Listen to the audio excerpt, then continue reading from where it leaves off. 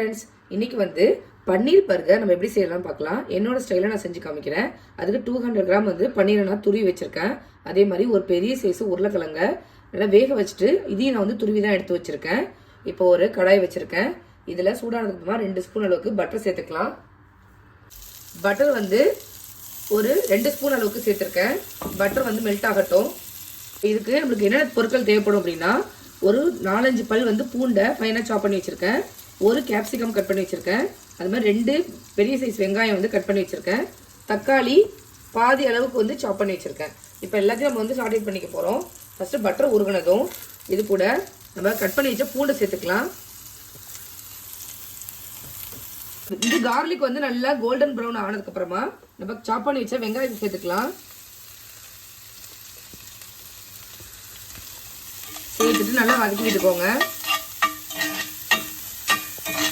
வெங்காயம் வந்து நல்லா கோல்டன் கலர் வர வரைக்கும் நல்லா வதக்கிக்கோங்க. வெங்காயம் வந்து நல்லா வதங்கிட்டு இது கூட 1 ஸ்பூன் அளவுக்கு நான் மிளகாய் தூள் சேர்த்துக்கிறேன். வீட்டு குழம்பு மிளகாய் தூள் தான் சேர்த்துருக்கேன். சேர்த்துட்டு நல்லா வதக்கி விட்டுக்கோங்க.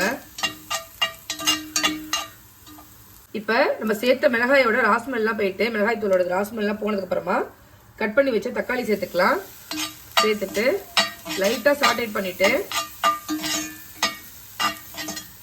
இது கூடவே நம்ம கட் பண்ணி வச்ச கேப்சிகமே சேர்த்துக்கோங்க. இதெல்லாம் வந்து லைட்டாக நம்மளுக்கு வதங்கி வந்தால் போதும். ஒரு கிரன்ச்சினஸ் இருக்கும். அப்போ தான் நம்மளுக்கு சாப்பிடும்போது ரொம்ப வேக வச்சிடக்கூடாது. இப்போ இந்த மசாலாஸ்க்கு தேவையான அளவுக்கு நம்ம சால்ட் சேர்த்துக்கலாம்.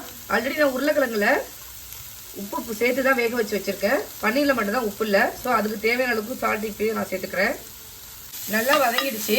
இப்போ நம்ம துருவி வச்ச உருளைக்கிழங்கு சேர்த்து நல்லா ஃபஸ்ட்டு மசிச்சுக்கோங்க. உருளைக்கிழங்கு சேர்த்து நல்லா மிக்ஸ் பண்ணிவிட்டு இப்போ உருளைக்கிழங்கு சேர்த்து நல்லா மிக்ஸ் பண்ணிவிட்டேன். இது கூட துருவி வச்ச பன்னீரையும் சேர்த்துக்கிறேன். சேர்த்துட்டு நல்லா மிக்ஸ் பண்ணிக்கோங்க. இப்போ எல்லாத்தையும் சேர்த்து நல்லா மிக்ஸ் பண்ணிட்டேன். கடைசியாக இதில் 1 ஸ்பூன் அளவுக்கு கெச்சப் சேர்த்துக்கிறேன். இது ஆப்ஷனல் தான். லைட்டாக ஒரு புளிப்பு இனிப்பு சுவை இருக்கும். அதுக்காக தான் சேர்த்துக்கிறோம்.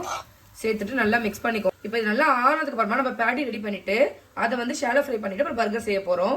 ஆறட்டும். பேட்டியெல்லாம் நான் ரெடி பண்ணி வச்சுட்டேன். ஆறுனதுக்கு அப்புறமா இந்த மாதிரி பேட்டி ரெடி பண்ணியிருக்கேன். உங்களுக்கு எந்த அளவுக்கு திக்னஸ் வேணுமோ அந்த மாதிரி ரெடி பண்ணிக்கோங்க. இப்போ நான் பேட்டி ரெடி பண்ண அதே கடாயை வச்சிருக்கேன். இதில் கொஞ்சமாக கார்ன்ஃப்ளவரை தண்ணியில் கரைச்சி இந்த மாதிரி ரெடி பண்ணி வச்சுருக்கேன். இப்போ நம்ம ரெடி பண்ணி வச்சிருந்த பேட்டியை இதில் லைட்டாக டிப் பண்ணி எடுத்துக்கோங்க. இதில் நல்லா வந்து கோட் பண்ணி எடுத்துட்டேன். இதை அப்படியே வந்து ஷாலோ ஃப்ரை பண்ணிக்கலாம். நம்ம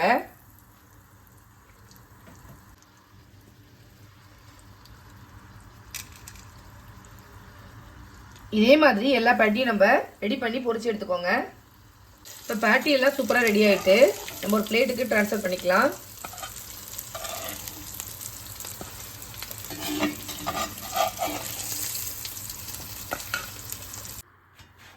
இப்போ வந்து நான் பர்கர் பிரெட்டை வந்து டோஸ்ட் பண்ணுறதுக்காக வச்சுருக்கேன். லைட்டாக பட்டர் வந்து ஸ்ப்ரெட் பண்ணிவிட்டு அதில் 2 பக்கமும் நல்லா டோஸ்ட் பண்ணி எடுத்துக்க போகிறேன். இந்த மாதிரி டோஸ்ட் பண்ணி எடுத்துக்கோங்க. அசம்பிள் பண்ணிடலாம். இதில் வந்து நான் சில்லி மயோனஸ் தான் எடுத்திருக்கேன். இதை கொஞ்சமாக சேர்த்துட்டு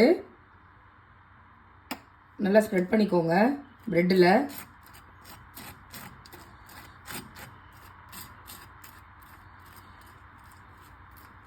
அதுக்கப்புறமா இதில் ஆனியன் வந்து வச்சுட்டு அதுக்கு மேலே நம்ம ரெடி பண்ணி வச்சுருந்த பேட்டியை சேர்த்துக்கோங்க.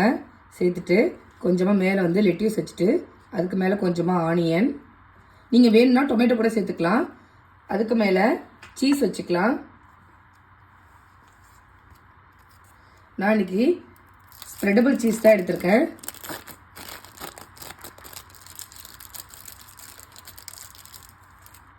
இதுக்கு மேலே செடார் சீஸ் வந்து நான் யூஸ் பண்ணிக்கிறேன். அதுக்கு மேலே பர்கர் பிரெட்டை வச்சு கவர் பண்ணிவிட்டு லைட்டாக நம்ம இதை டோஸ்ட் பண்ணி எடுக்க போகிறோம். ரெடி பண்ணி வச்ச பன்னீர் பர்கரை வந்து மேலே வச்சுக்கிறேன்.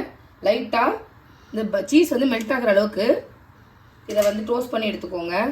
சீஸ்லாம் நல்லா மெல்ட் ஆகிட்டு அவ்வளோதான். இதை பிளேட்டுக்கு ட்ரான்ஸ்ஃபர் பண்ணிக்கலாம். பாருங்கள், சூப்பரான பன்னீர் பர்கர் நம்ம வீட்டிலே செஞ்சுட்டோம்.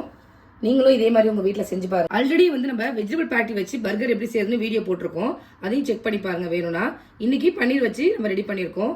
நீங்களும் இதே மாதிரி உங்க வீட்டில் செஞ்சு பாருங்க, எப்படி இருக்கு அப்படிங்கறத கமெண்ட் பண்ணுங்க. நான் போற ரெசிபிஸ்லாம் உங்களுக்கு பிடிச்சிருந்தா நம்ம சேனலை லைக், ஷேர் அண்ட் சப்ஸ்கிரைப் பண்ண மறக்காதீங்க. தேங்க்யூ.